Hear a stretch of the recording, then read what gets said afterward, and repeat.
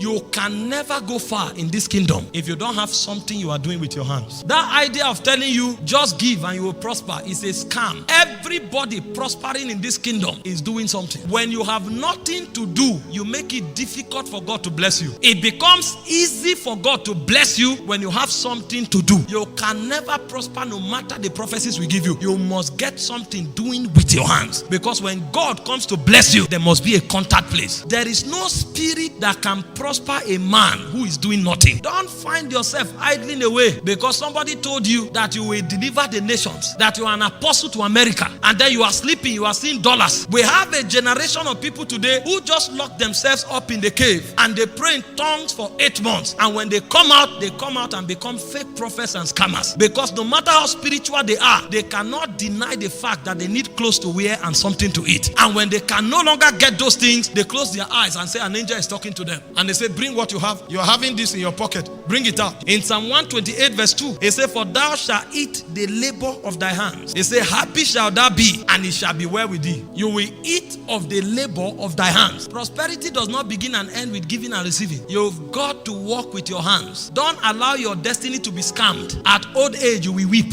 In Proverbs 16 verse 3, it says, commit thy works unto the Lord, and thy thoughts shall be established. In Proverbs 21:25, it said, the desire of the slothful killeth him. It said, for his hands refuse to labor. For the man that labors, he said, his thoughts shall be established. He said, but for the slothful, his desire will kill him, because his hands refuse to labor. You want to walk in honorable and true prosperity, you must find something doing with your hands. That's the foundation of prosperity, and prosperity with integrity. I told you from the beginning, for you to prosper, you must walk by mysteries and you must walk by instructions. If you violate these instructions, you will travel from coast to coast, receive all the impartation.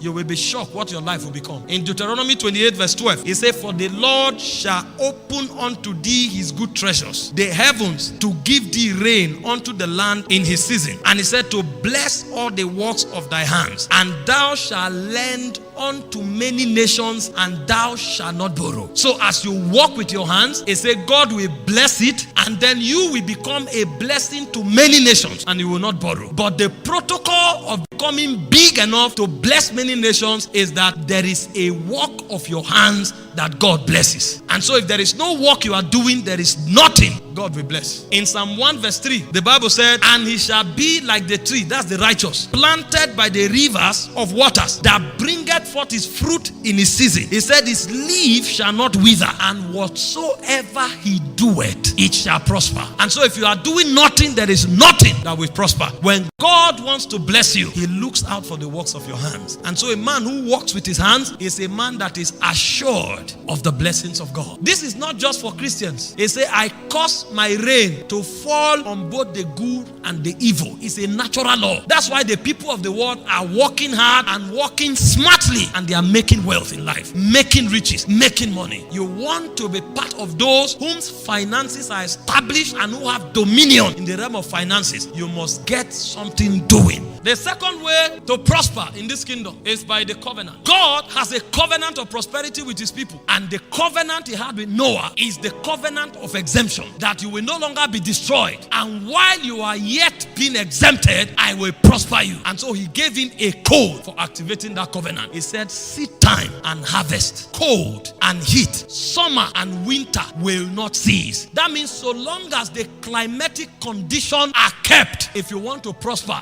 keep sowing.